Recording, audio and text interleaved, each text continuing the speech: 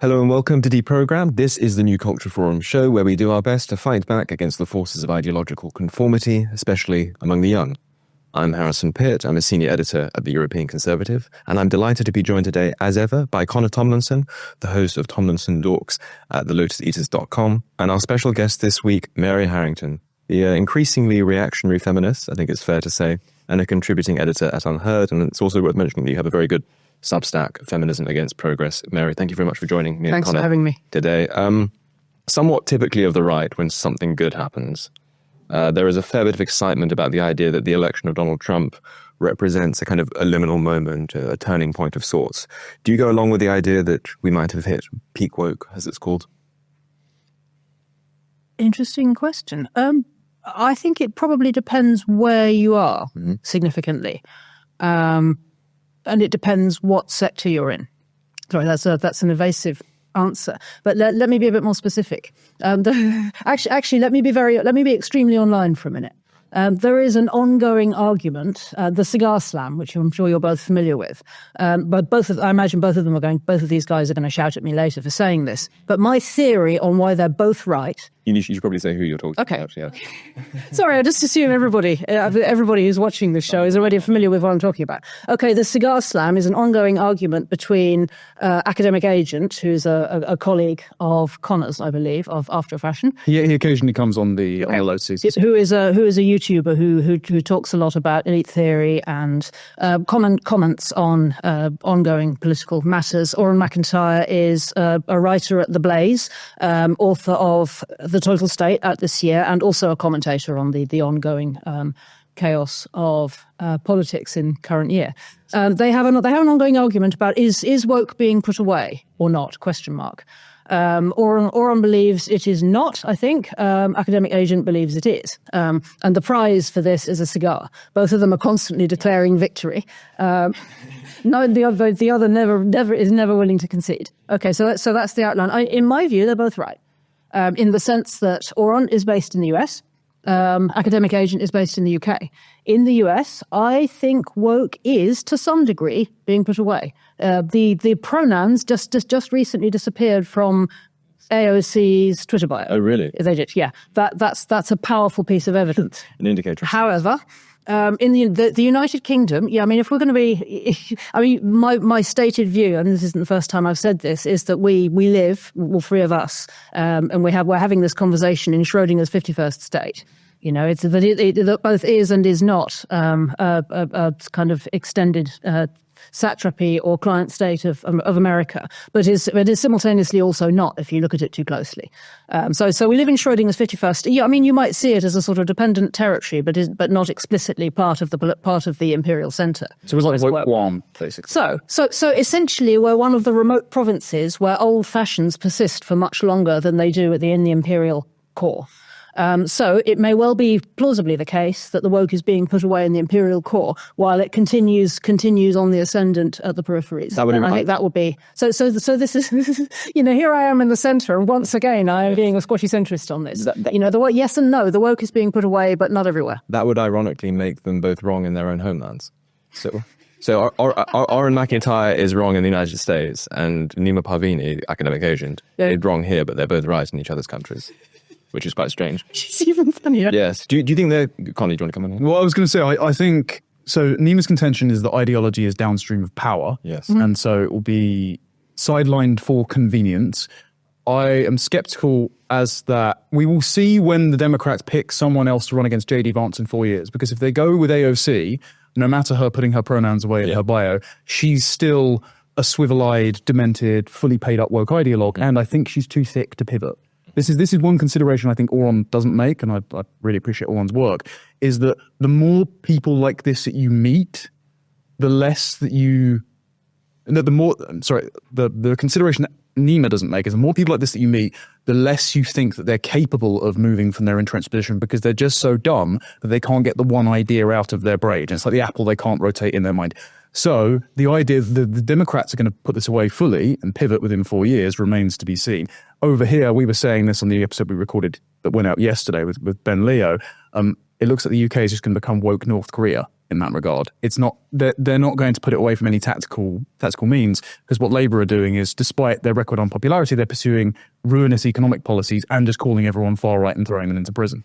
And even if that's going to exhaust their credibility, it doesn't seem like they're going to move on from that. But another important aspect of one of the reasons why I disagree with academic agents' analysis is that he prides himself on being a value-neutral observer. This is a word that he uses very often. Problem with that is that human beings are not themselves value-neutral in the way that they act in the world. We do have moral intuitions. We do have ideological hobby horses. And while those are consistent with the pursuit of status, in fact, often it is a status move in order to try and brandish your how much more moral you are than your neighbor, or how much more moral you are than your political opponents. So they can be consistent. The seeking power and ideological commitments can go together. Another point I would want to make as well is that I would make a distinction between the strategically minded left, which would include people like, I would say, sort of David Axelrod or Nancy Pelosi, or in this country, I would actually put Keir Starmer in that category as well, where they're willing to suspend and to put on the back burner for the sake of temporary convenience, certain commitments that they have which they know are unpopular in the population at large, and to try and pursue them incrementally, and the kind of rabid left that can't contain itself. And AOC, despite the fact that she's taken her pronouns out of her bio, and someone like Corbyn would be in that category, where they're just completely incontinent about their own commitments, and therefore in a way, when that left is in power, it's much easier because you see their moves coming a mile away. Whereas when the likes of David Axelrod, or even maybe Obama, likes of Starmer in the driving seat, they kind of present themselves as moderates, and that makes them slightly more covert and slightly harder. Do you think they're that tactical, though? Because think about what Obama's done in this last election cycle. He's decided to stump for Kamala Harris. He got up and bemoaned the brothers for not voting her. He doubled down on the easily refutable lie of very fine people. Starmer, as soon as he's got in office, he's just gone full-blown communist. Mm-hmm. Again, despite unpopularity, he's not relenting on the categorization of far right. I do think in their increasing desperation, they're not going to back off of this. Oh, I'm not saying that they... Well, maybe you're the guest. Why don't you tell us what you think? Please umpire this tennis match. I'm happy to come back to that in a minute. A couple of reflections. Reflection number one, I don't think there's any serious prospect of AOC running against JD Vance in 4 years' time. That's just... What? Really? I reckon she'll make an attempt. She'll certainly run for the Democratic one. I mean, I've no interest in cigars, but we can always have it. Wait on that. I like that. A cigarette. No. I'm yeah. Well, we can think about the stakes. No, I don't buy that. Okay. A second point about the relationship between quote unquote wokeness and power. Musa Al-Ghambi might not thank me for naming him on this show, but he has a book out just recently called "We Have Never Been Woke." His argument, he doesn't come out of the right, and his argument is really his argument is from material conditions and also from the changing nature of the economy, and and out of the emergence of the managerial revolution and what he calls the symbolic economy. His argument is that woke is only ever really a tool. It's not a fundamental set of ideologies, and in fact, if you look at what people do, I'm only paraphrasing very very briefly, but I think his is an interesting contribution to this discussion because it suggests that that the whole woke as a new religion thing. Honestly, I don't buy. There are some swivel-eyed zealots, but I don't buy. I don't buy the religious component in terms of the people who actually have power to implement it. I think from the point of view of people who actually have meaningful decision power, the sort of Tony Blair tier kind of Empyrean overlords, it's completely meaningless, and just nobody gives a stuff about that. It's mostly kind of for an entertainment value for people further down the food chain. Or in regards to Larry Fink, who established ESGs, it's more about establishing total market monopoly and capture under BlackRock rather than actually believing in all of these social values. I think this was actually, I wrote about Kevin Roberts' manifesto this week, Unherd, and one of the things I didn't really have time to get into because I seemed more important to give a sense of the overall picture there. But one of the issues that I have with Kevin Roberts' framing is that I think he gets ESG backwards. In that it's not so much a cause as an effect of other things. ESG is a byproduct of changes in how the economy works. I think, our mutual friend Nathan Pinkowski wrote a very insightful piece titled Actually Existing Post-Liberalism, which I recommend anybody look up. It was published at First Things quite recently. And his argument is that actually existing post-liberalism emerged really with the Patriot Act, following, and the global war on terror, because that was the point at which where state and economy collapsed into one another, and the economy began being weaponized towards political and moral aims. Because it was downstream of that the entire sanctions environment emerged, and international banking systems began to be used for political purposes. And so, if you like, the US dollar hegemony began to become more or less pretty explicitly a political tool. And really, if you look at how business people talk about ESG, in politics, people talk about it as though it's this sort of tyrannical tool for enforcing AOC type commissars onto foisting AOC onto everybody else. Which certainly it looks like that if you're at the sharp end of it. But if you listen to how people in the business world talk about ESG, it's straightforwardly a risk management measure in the context of actually existing post-liberalism. People in business and finance see ESG as a means of hedging against being punitively handled by governments who have embraced as a political tool the weaponization of the financial system, for example. So it's the replacement for the petrodollar, essentially. I mean, it is the petrodollar. It's just the petrodollar politicized, Yes. and ESG is an effect of that, rather than being a cause of anything. And I think this is something. I mean, that's probably I think that opens up some conversations which are perhaps too complicated to have in the context of a manifesto document like Kevin Roberts' book. But my sense is that ESG in particular needs more careful analysis from a slightly different perspective. So, okay, a good question to lead on from that would be then, do you think that the material changes that are going to come from a Trump presidency are going to put woke away? Or do you think it's going to be the sort of anti-woke crusade that the likes of an Elon Musk or a Vivek Ramaswamy or a Chris Rufo might lead? Because we hear a lot about how the universities are the epicenters of indoctrination, but is it more that material market effects are going to vanquish that than sacking Claudine Gay?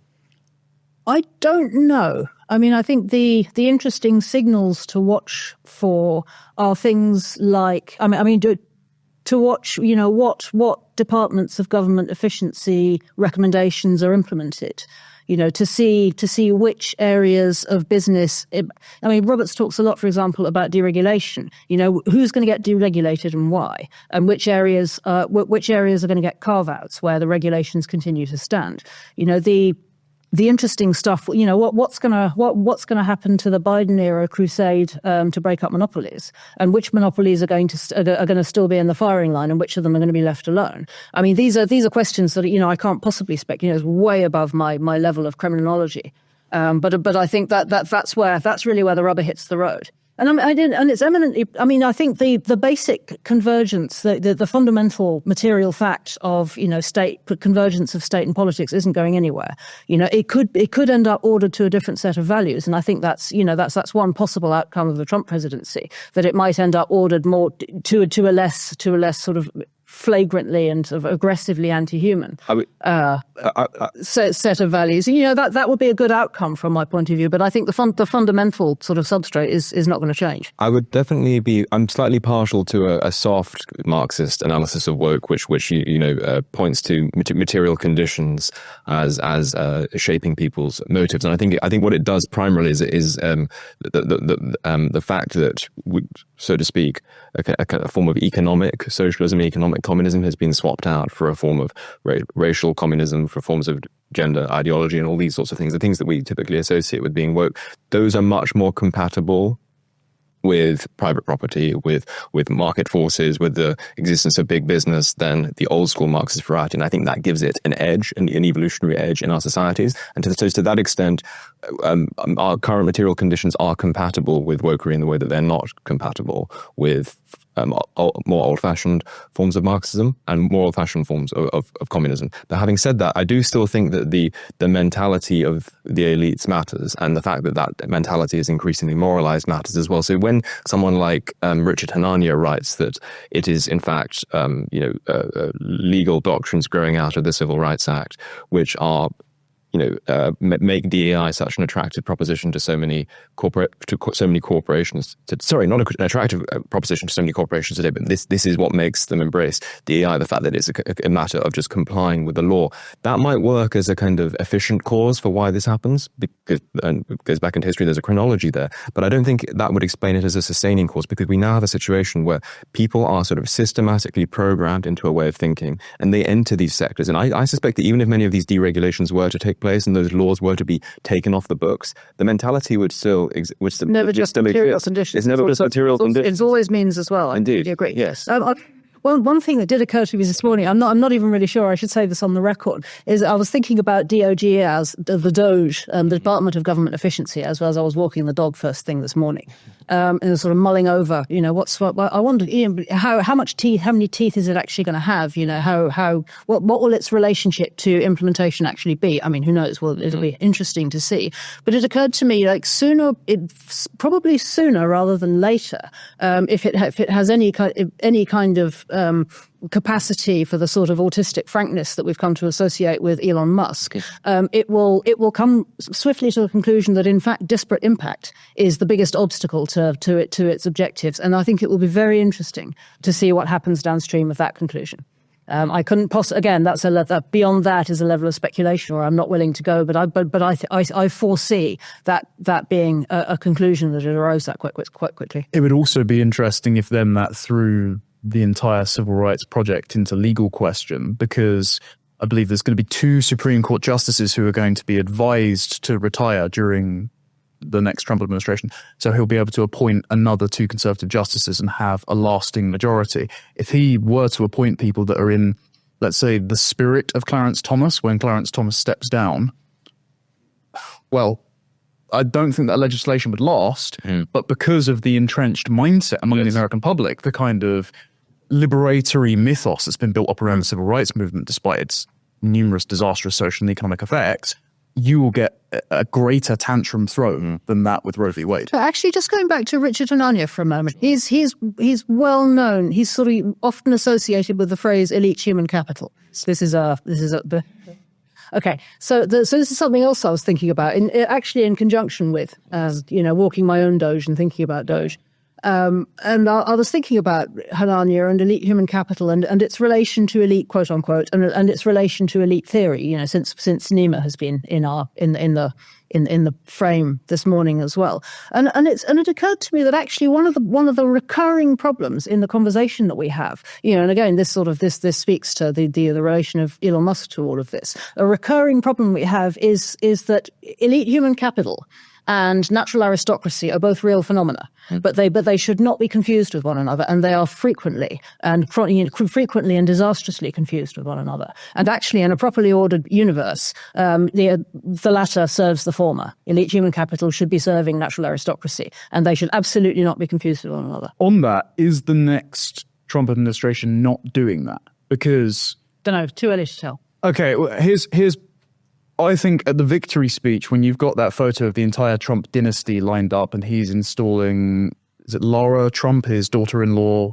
Eric Trump's wife. Yes, as the head of the RNC, and now she might end up being the replacement senator for Marco Rubio. You've got his son with the media empire. You've got Barron running his social media. And then you've got Elon as the fun uncle that's being included in all the photos and all that. Is it not that the elite human capital angle of Vivek, RFK, Tulsi, they're the king's court, but it's still his children running the entire operation? Whereas you wrote an article quite a while ago, I think it was during the UK election, where you said that Reform UK is being run almost like a medieval fiefdom. And that wasn't a critique. That was saying that it might even be more streamlined and operational than the big sort of blobbish parties at the moment. One of my critiques about Reform post-election is that it's a kingdom, but it's looking like a King Lear kingdom, of where there's not a court, there's not a successor, etc. Do you think that Trump is running it a bit more like a kingdom, so he's going to sidestep that problem of the aristocracy trying to usurp the king? Possibly. I'm actually going to swerve this one again and say, honestly, just too early to tell. It's possible, though. It's possible that on reform and the politics of representation. I made that argument that there was, well, specifically I was talking about the figure of Nigel Farage, who I argued at that point represented in a very medieval sense a subset of the British electorate that had hitherto been radically voiceless, and not just voiceless, but I think quite methodically silenced in a number of quite important political questions.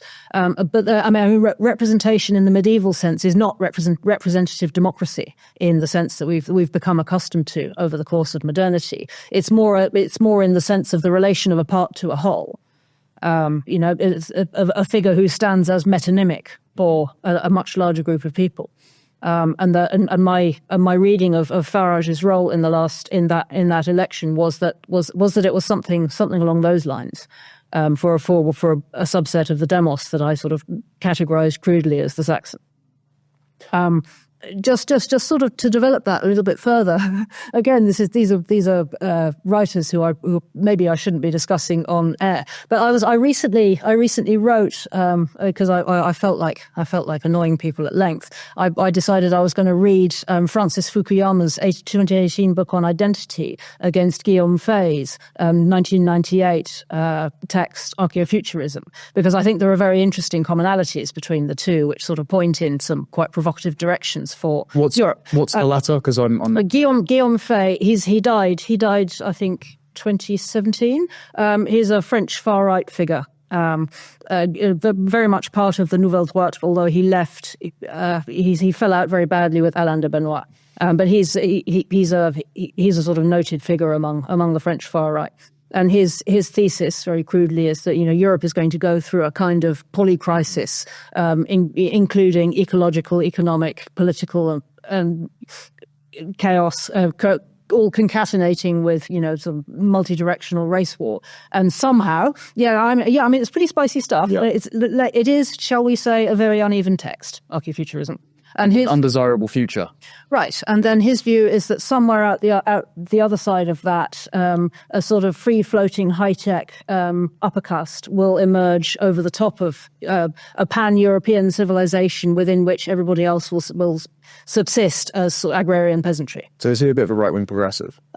Yes and no. He's an interesting figure, but this is all a very lengthy preamble to a very interesting passage in the text, in the context of where we are now, and in the context of thinking about representative democracy, where he points actually to Peter Mandelson and the new Labour administration as unintentionally archaeofuturist. And his analysis here is that actually, because Peter Mandelson said, Guillaume Fay quotes him in this 98 book, Peter Mandelson said that in his view, the representative democracy in the modern sense is running out of road.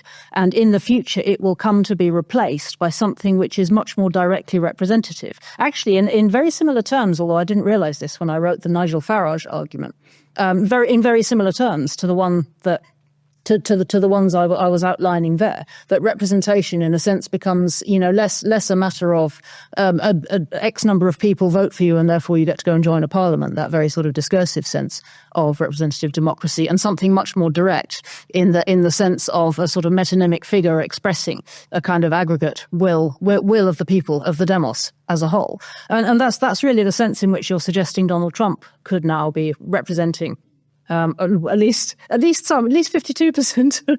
I don't know. Some portion of Americans. Anyway.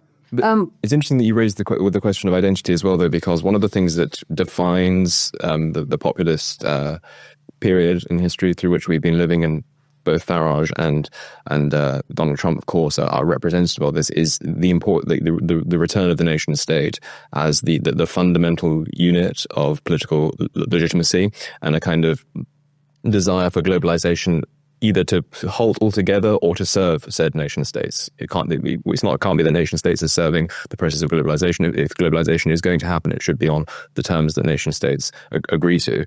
And there's a fundamental understanding there of the importance of proximity for people, the importance of locality, the importance of collective sentiment, the first person plural, the sort of thing that Scruton would talk about, that kind of old-fashioned, slightly more traditionalist bent, which is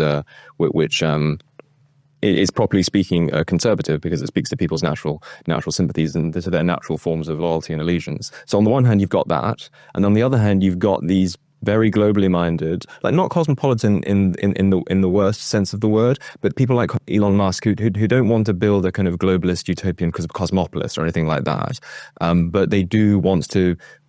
They do want America to be a bit of a magnet for the world's elite human capital. And so Elon Musk and people like Vivek and Elon Musk are very, very, very, very pro legal immigration because they think that you can select for that elite human capital that you're talking about and that you can bring the world's, the creme de la creme of the world, and you can bring them all in one place for historic, futurist, technological adventures and these sorts of things.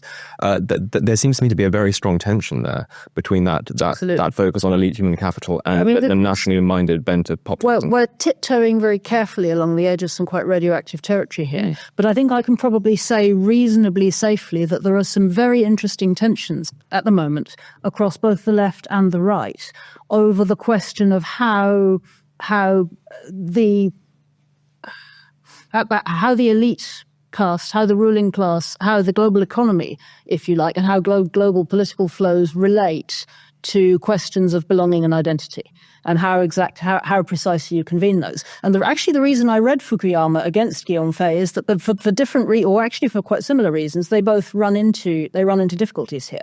Fukuyama's very keen on the idea that Europe could somehow transcend its origin stories in distinct peoples, and somehow create a kind of a creedal identity along the same lines as America.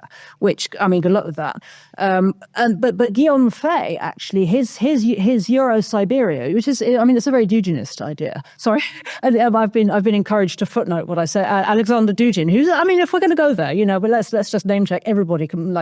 Everybody reactionary. I mean, he's not somebody. The idea that we need a Eurasian counterbalance to American hegemony. No, Alexander Dugin he's noted as one of Putin's favorite philosophers, and his view. I mean, I'm not at all well read. In fact, I don't think I've ever read any Dugin at all. But to the best of my understanding, his view is that in fact we need a sort of pan-European civilization counterbalance to America, which stretches all the way from Western Europe to Siberia, Euro-Siberia. This is to my eye a sort of intriguingly paradoxical theme in the European far right. In contradistinction to the American one, or an interesting sort of counterpoint to the American view, because it has to grapple in a way that Americans don't with the question of Europeans.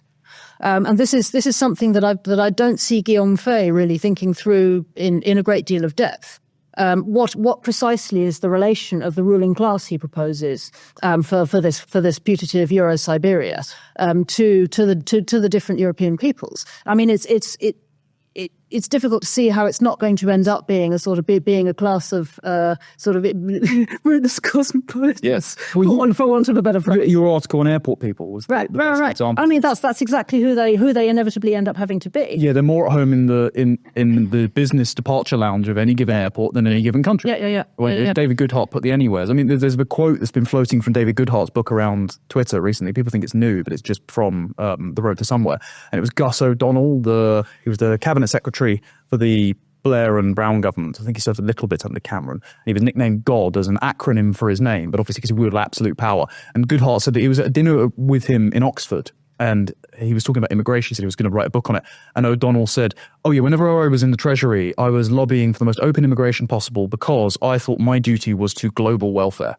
And it's not because he's so kind-hearted and compassionate. It's because they want everywhere to be exactly the same, air-conditioned, business English, seamless, inoffensively decorated, so they can move between anywhere just using an app, for example. Right. And I mean, this is the kind of thing which is very easy to imagine plausible if you spend most of your time if your travel experience involves the BA lounge rather than the main concourse.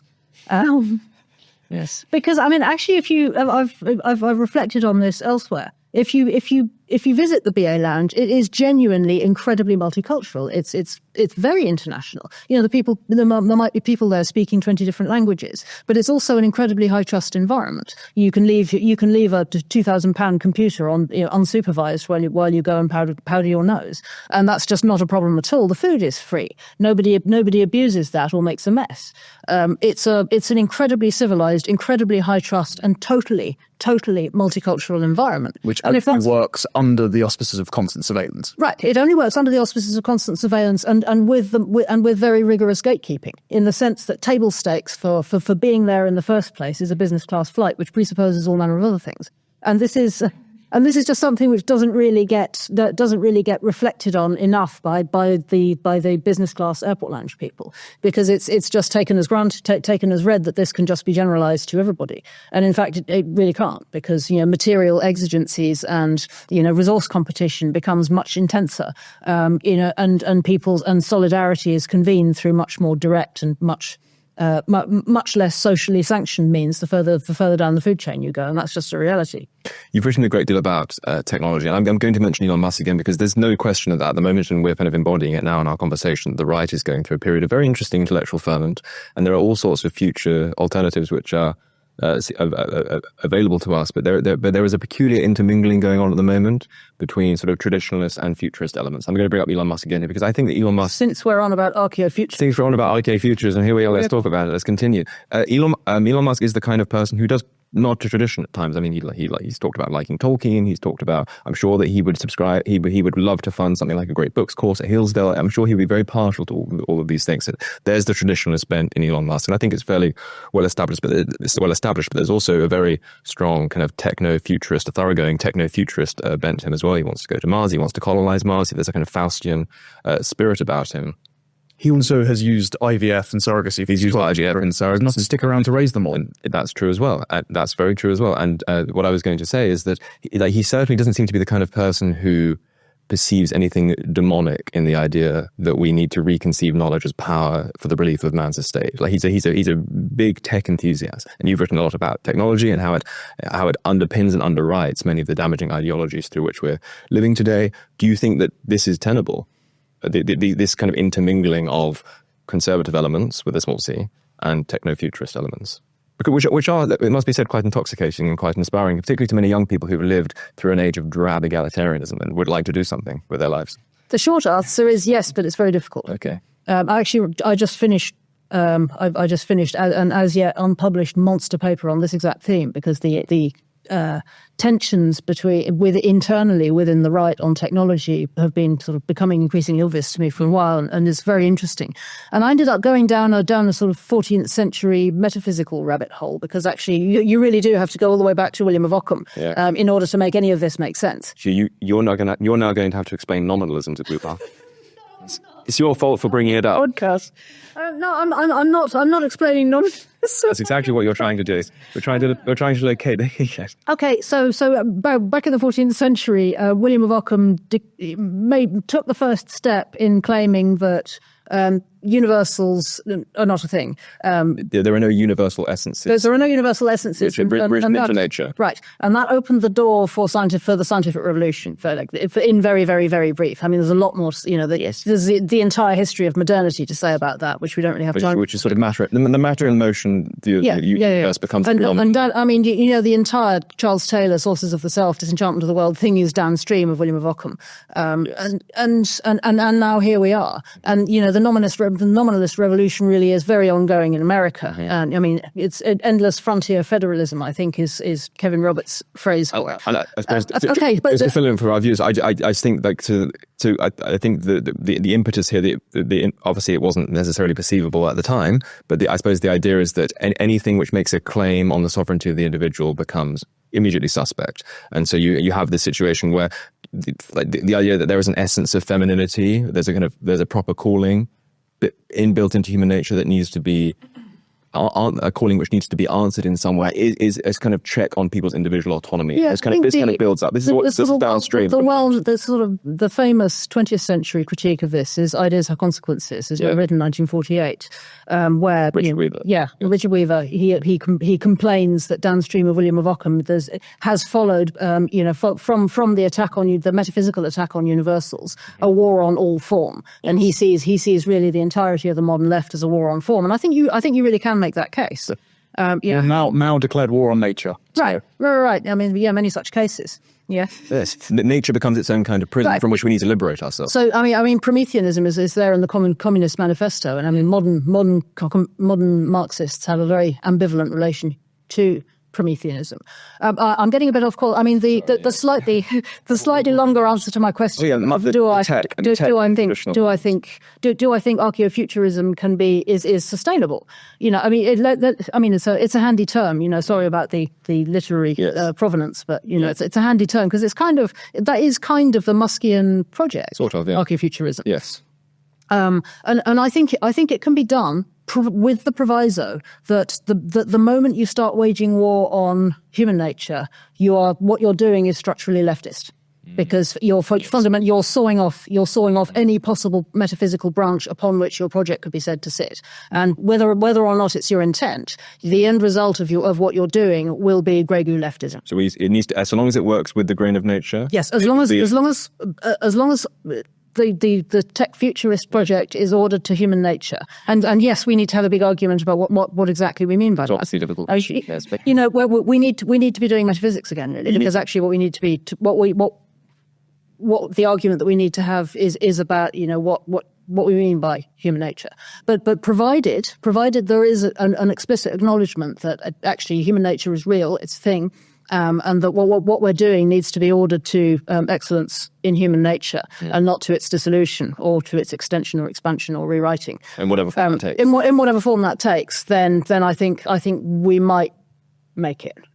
But it's difficult. Well, I think a good example that we've discussed before when we were back at Harvard was how lots of Catholics who are incredibly tech skeptical, I think you would even include the likes of J.D. Vance in this camp. So you've got maybe a faction tension there, two figures, Vance, Musk.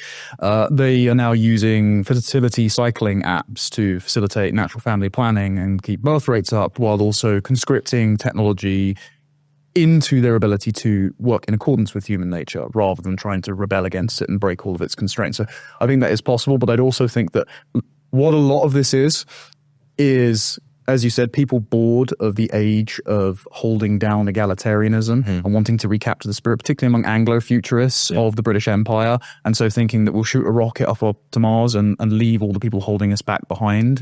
And I caution the Promethean spirit there. Yeah, it gives the whole new meaning to the term left behind, doesn't it?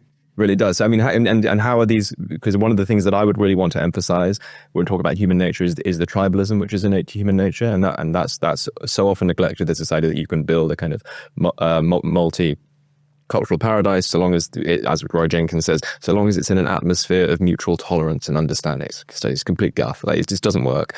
Tribalism militates against that. So clearly a non-negotiable aspect of human nature which needs to be taken into account. And another one is people's natural human loyalties, the fact that there are these sorts of concentric circles of care. They care about their family, then they care about their community, then they care about their region, then they care about their nation. And that you're not going to get, I mean, there are some freakish people who are pathologically altruistic. They do genuinely care more about some child they've never met in Liberia, or they profess to, than they do about their own children, all that sort of thing. Those people do exist, but in most cases, you're going to have to compromise with those natural human loyalties and just going to the elite human capital just flying into space and colonizing Mars. It's going to leave a pretty sticky situation back home unless there are those linkages there. Well, also, as we've seen increasingly, the more we import non-elite human capital into Britain to make up the GDP numbers, there are certain people where if our technological progress and our societal sophistication has outpaced theirs, they're just not up to stuff to fill the positions that people raised in that civilization would be. So what you are going to get is, seriously, if they think this plan's going to go ahead, they're even going to have to leave a bunch of people behind on planet Earth to fight it out among themselves and get up to the civilizational stage where they can build their own rockets and take off. Yeah. Or you're going to get people not building the biodomes when you get to the brand new settlements, and all things are going to fall through for diversity reasons. I don't know. I think I salute the ambition, I salute the grand aspiration and the technological what have you. But I still maintain, and I will not elaborate on this, that space travel is a category error. What? Yeah, well, I still elaborate on that a little bit. I just think trying to go physically into space is thinking about it completely wrong. It completely misunderstands what space is, and I'm not going to elaborate on that. I'm not going to. Since you said it twice, I'm not going to push you again. Right. Thanks for throwing a brick in that duck bombed anyway. Moving on. Maybe some of our viewers guess, and they can comment if they do. Another thing I was going to ask you, it's slightly changing topic a bit. One of the concerns that many people had, and Megyn Kelly was quite eloquent about it, and obviously it wasn't proved right in the end, but there was this fear that, particularly with the Madison Square Garden rally that Trump had, that it was a little bit too brotastic, it was a little bit too... scaring, as I said off air. And now you've said on air. That it seems to have been proven wrong. Do you think masculinity is to some extent being detoxified? I don't know, but I think, just going back to Richard Weaver for a moment, sort of swerving the whole men versus women thing, because it's cheap clicks, but it's a bit 2018. Let's be honest. Yeah, fair enough. Sorry, it's a bit 2018, but you've been taking us back to the 14th century. That's a bit rich, no? No. Futurism, please. Futurism. So what I think is going on isn't really a men versus women thing, although it often codes that way for complicated reasons again to do with human nature. What I think is going on is that there's a sort of political struggle between the people who embrace and want to celebrate and pursue the question of form, and which invariably cashes out to an extent as natural difference. And an acceptance of a rational, an order of human things, which encompasses and makes space for questions of natural difference, and they're harmonious in relation to one another. Ideally, that's sort of classically the project of politics as such, right? Is sort of the discernment of and proper ordering of those permanent things. Yes. Versus the people versus the nominalists. Fundamentally, the militant nominalists, if you like. People who fundamentally view nature as an obstacle to be overcome rather than something to be worked with. And there's this belief that nature is in some way protean, because if there are no universal essences, if there are no sort of inbuilt patterns, inbuilt forms of teleology which are built into nature that we need to work with, then all of a sudden it's just stuff that you can do with what you will. And that's why you get the kind of Gnostic theology of salvation around, I'm literally going to go through a whole bodily metamorphosis myself, because I don't accept that there's anything fundamentally male about me, even though I might have a certain form of genitalia. It's actually one of the mistakes that the right makes. It's a conceptual mistake when they accuse trans ideology of being unscientific. Like, they don't view science as their master. They view science as a tool for pursuing a metaphysical project, which is fundamentally dualist and has this kind of radically anti-natural bent to it, which is all about sort of saving the wonderful aboriginal self that lies within, and completely contorting and mutilating nature, if need be, in order to, to relieve someone of alienation. What I would say about masculinity and toxicity is that, in my view, what's toxic is not the pursuit of excellence in the context of, a right understanding of the natural order. What's toxic is encoding that as masculine. Because if you look at how the voting patterns shifted in the Trump election, it's hardly as though it was just guys who voted. And also women like masculinity. That's the other thing. It was double the point swing of young women towards Trump than of young men. There were more young men that voted for Trump, but the number of young women over versus the number of young men were double that. Just so, and on that basis alone, I have plenty of other data points as well, but purely on that data point, I would submit that in fact this isn't this although it often codes as men versus women, it's a toxic mistake. Yes. To make that kind of a reductive general. Actually, this is about the realists in the classical sense versus the nominalists. Yes, and so and there are realists of both sexes, as evidenced by the vote we've just had. Indeed, and so basically the kind of the idea that there's a zero-sum game going on here between men and women needs to be it's bollocks. It's bollocks, and it needs to be ditched, and there needs to be an understanding. Like, even to say that it is masculine coded, that's even there's even an implication that if it is masculine coded, that must be bad for women. If it's feminine coded, that must be bad for men. Men actually quite like femininity. Women actually quite like masculinity. Right. And I mean, I sort of just about reactionary feminism because it was just a fun provocation at the time. But my great friend and colleague Erika Bakayoko prefers the phrase sex realist feminism. Okay. And actually, I mean, if we're talking about realism in the classical sense, I mean that's what we're talking about here. You know, a realism which includes and comprehending the reality of sex. You know, at the fundamental level of at that fundamental level. And again, it's the realists who are voting for reality here. And, you know, long may that continue. One of the things that Henry Kissinger said, many things that he said, one of his quips was that there will never be a true war between the sexes because there's too much fraternizing with the enemy.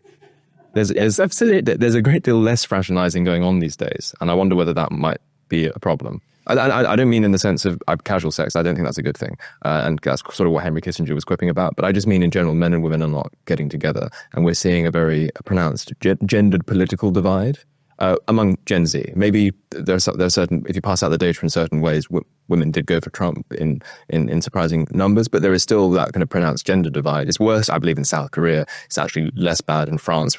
Hypotheses abound on why that might be the case. Whatever, we don't need to talk about that too much. But do you think that it is possible for us to heal that rift, which clearly exists, without being much more explicitly pronatalist as conservatives? Is that the only way we're going to get around this? Do men and women just need to get married and have children, and their interests will converge much more? It's probably more urgent than anything else, you know, to radically restrict the supply of porn than anything else. I mean, somebody asked me this morning, you know, I'm going to get in some trouble for this podcast.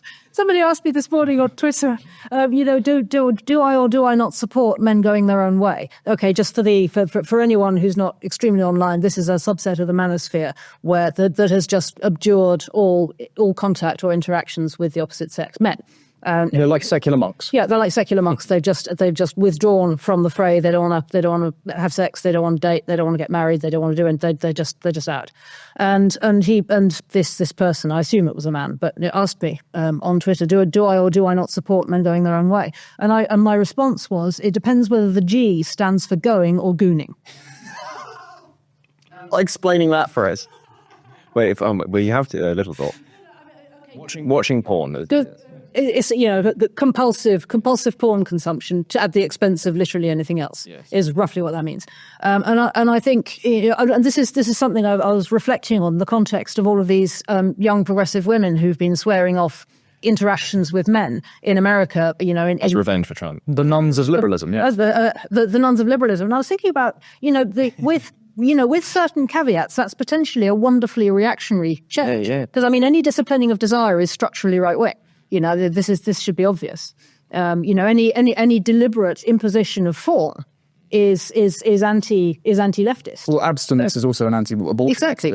Yeah. I mean, in so many ways, it's a sort of don't threaten me with a good time thing. Well, I think you're getting your wish as well, because what were the adverts that Harris campaign ran and failed to win over young men with? It was that's right. It was don't vote Trump, otherwise a Republican congressman will materialize out of thin air like the candy man and take your porn away. And it's like the young men were like, yeah, we actually prefer that. And so I think that's why you're seeing that return. I think you are. Your terms are acceptable, but this just to go to the end of my sort of, you know, pessimistic caveat to that. You know, the reactionary potential of 4B. Or even potentially of men going their own way is with the proviso that the exit from relations with the opposite sex isn't just exit from it isn't then replaced by, you know, self gratification enabled by various technologies which are, you know, enabled by limbic capitalism. You know, whether that's AI boyfriends or or Pornhub or whatever. Yes. You know, in that case, you know, I think. But I mean, you know, again, there's a sort of dark accelerationist take on this, which is that, you know, on the plus side, perhaps, I mean, very depressing plus side, but nonetheless, you know, one way of looking at it would be to say, well, you know, we're now selecting aggressively against. Even in evolutionary terms, people who are unable to unplug from the Skinner machine. So, you know, over time, evolution arguably probably fixes a more self-disciplined self-disciplining future if, Yeah. if all the people who weren't disciplined had They've just exited the gene pool. exited the gene pool. Downside to that is the manufacturing consent for infant Somalians. So my plan might have a hole in it. Well, I mean, it's a political challenge, let's say. But this is not. But the question was about how are we going to heal this gender political divide? And I suppose that there are sort of certain salutary consequences to the fact that people are being more monastic, as long as they actually are, by the point you're making. So as long as they actually are being monastic and they are being self-disciplined. But we do need people also to be pursuing in an ordered fashion their sexual desires as well. We want people to be having children. The only country in the Western world that boasts a fertility rate north of the requisite 2.1 for replacement levels is Israel. We don't really have. I think France is the best in Europe, but it's a very poor situation. We're heading towards a kind of inverted population pyramid, which will not be a good future for us. We do need men and women getting along, and we do need them pursuing relationships with each other, monogamous relationships with each other. How are we going to do this? It's difficult. I mean, the first thing I'd say about that, I think, is that if you're thinking about fertility rates, you're already part of the problem. Okay. Because actually, children, happy marriage, family formation is a blessing just on its own terms. And if you're just thinking about it in spreadsheet terms, you're contributing to the mindset, which the sort of actuarial mindset, which is in aggregate exerting downward pressure on people's willingness to see life's longing for itself. So that would be my first point. My second point, which is one I've made before, is that I think older married women need to step up. We need the aunties back, and I think older married women should be much more proactive in an amiable way in interfering in their younger friends' love lives. All right, constructively, obviously. Yeah. Because nobody else has the right incentives. There is no other demographic that has the right incentives for doing it. Everybody else has entirely the wrong skin. I mean, if you like, I think there's some, obviously, probably well-intentioned guys who are setting about, trying to find, pious young women, for pious marriageable young women. But when you've got some middle-aged guy doing that, I'm sorry, but it's just creepy. Conflict of interest. Like there is no way, there is no planet on which that isn't just, going to go swiftly, possibly quite wrong. And when it's your friends again, the incentives are possibly wrong. When you just have the wrong kind of skin in the game. The only people who can do it purely on the basis of thickening social ties, weaving the social fabric, and just for the sheer love of there being more love and more marriages and more babies and more people to send Christmas cards to. The only demographic that has that kind of stake is older married women. Step up. Great. Yeah. Well, listen, Mary. Or just aunties in the more sort of general. Yeah, aunties. So we need to. We all need to. I think we should all make a New Year's vow to interfere in the love life of one younger friend next year. It's been a tumultuous privilege, Mary. Thank you. Thank you very much indeed for coming on to do Programmed. Connor, thank you. Oh, yes, we are going to ask you some questions. I wait the knock from Essex Police. Brilliant. Well, you can get even more spicy on our member section, which is coming right up. People have sent in some questions. We'll be asking that. Thank you very much for joining us, Connor. Thank you very much. As ever, you've been watching the program. Make sure to like, subscribe, leave a comment if you wish to do so. Certainly think about becoming a member. We would value it immensely. It means that you can watch the extra member section, which we're about to do with Mary now, and you can even send in a question yourself. So do be sure to do that. But for now, goodbye and see you next week. Hello. If you're enjoying the New Culture Forum channel and you believe in our mission, may I invite you to join our membership scheme at the link below or on our website, newcultureforum.org.uk. Our work is more important now than ever, and we have great plans ahead for the future, but we can't do it without your support. From as little as £3 per month, you can help ensure that we continue on our mission. As a member, you'll receive a range of benefits, including access to exclusive content, invitations to our private events, including here at our studios, free copies of our books, and much, much more, including, of course, our famous NCF mug. If you aren't able to become a member, then please help us by clicking this button and subscribing to our channel. It's completely free. Just remember to also click the bell icon so that you can get notifications when we post new videos. Thank you.